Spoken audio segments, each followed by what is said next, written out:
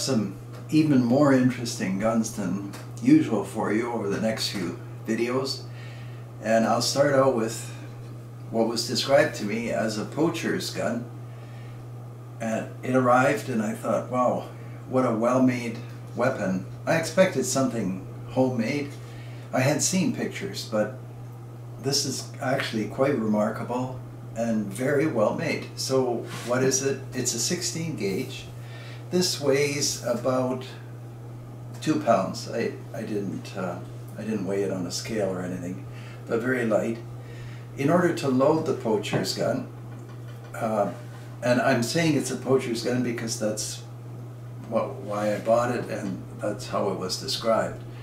Maybe it's a garden gun, but yeah, it has some unusual features. Anyway, you turn the barrel and you can see here 2 small lugs. That's what locks the action. A very simple design, and that's the chamber end, and it's a 16 gauge. So a very simple 16 gauge. I'll show you the action. I mean, I don't know whether you can even call this the action. You probably can't see the firing pin in there, but it's in there. And it has a very simple mechanism inside. I took a look at it, but I thought it's more important for me to have this together for filming. So you simply insert this, line up the lugs, and turn it, and it's locked. So we would have put a shell in. Now what I did is I took an old 16 gauge Imperial shell and just removed the powder. I actually fired the primer in this gun just to see that the firing pin works, and it works fine, and it takes the full-length shell. I thought it maybe would take a shorter shell. So its loading is very simple. I've kind of Dremeled this. It was a little bit rusty inside, but now it fits nicely.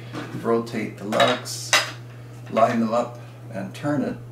And then to fire the gun, you move this trigger forward, and now you could fire the gun. So effectively, this front trigger is like a hammer, and I don't think we do any harm pulling the trigger. It's a rebounding firing pin, like any center fire. So actually, a beautifully made shotgun.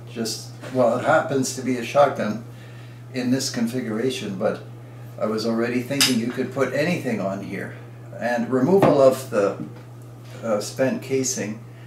I'm going to show you the second poacher's gun in a second. The second poacher's gun has a better system, but for this one I just used this rod. I also have a dowel that actually I use that first.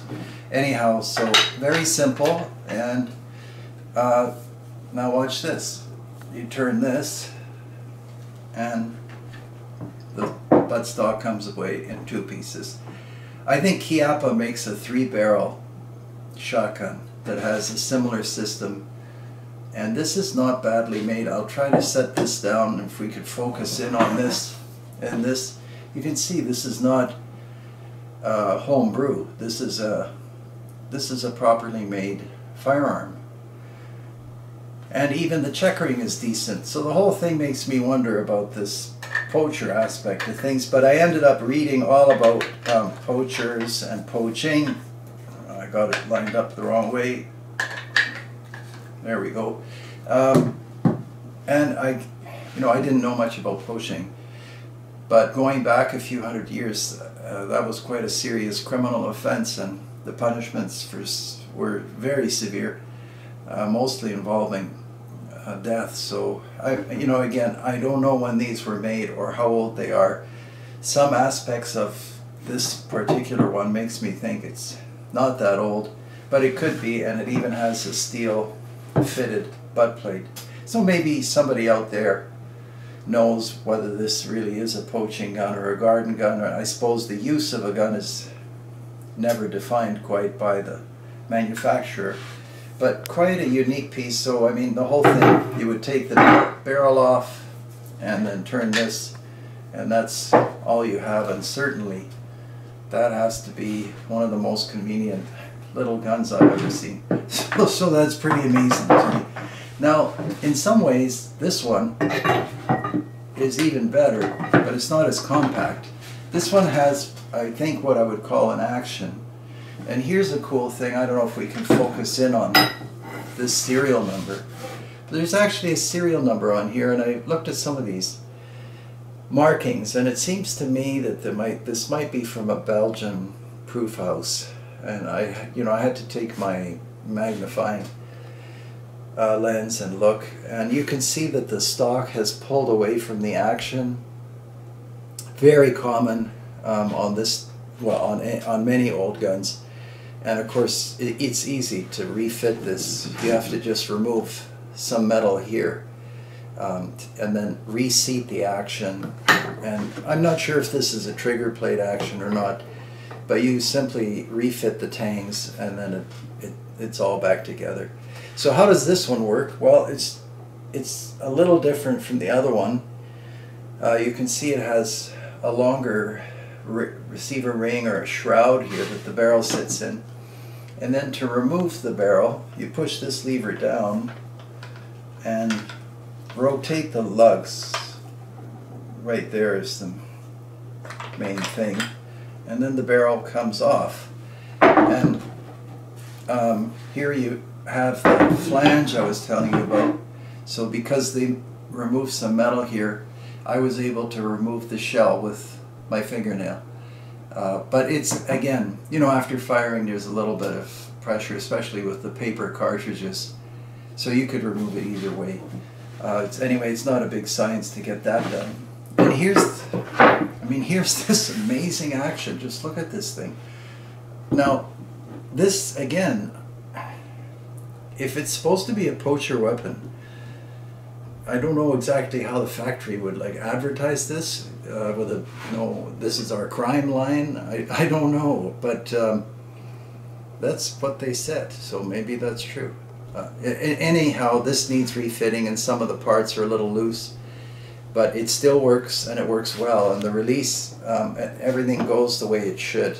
So, oh, and then this one does the same thing. You turn this and it comes off and goes back on quite nicely.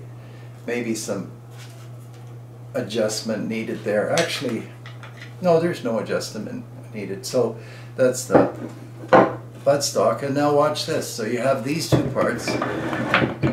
And then if you decide you still need something more compact, this takes a few turns, but the whole barrel comes apart.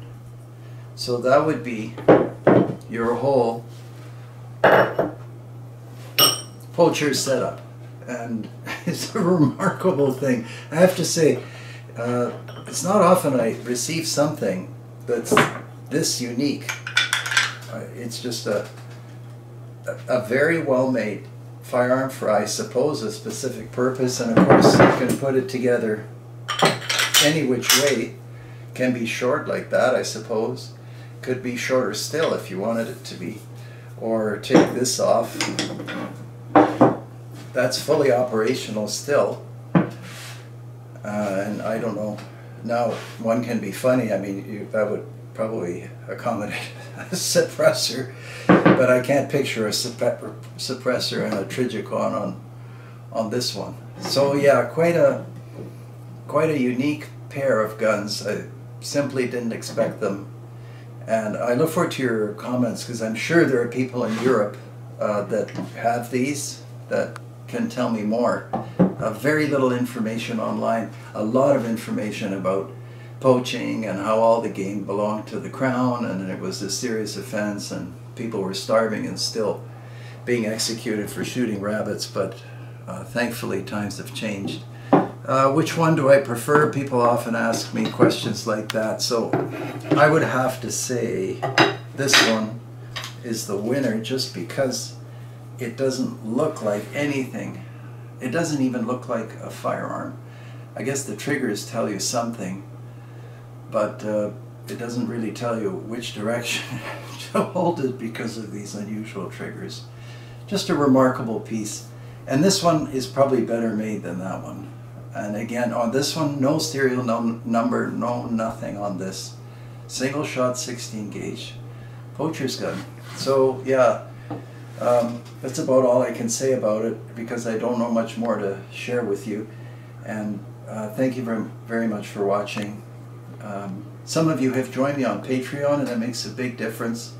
YouTube is back on demonetizing heavily, so these channels are obviously not profitable, but they're a lot of fun. But your support is much appreciated, and please subscribe and keep sending your notes and messages. I really enjoy receiving them.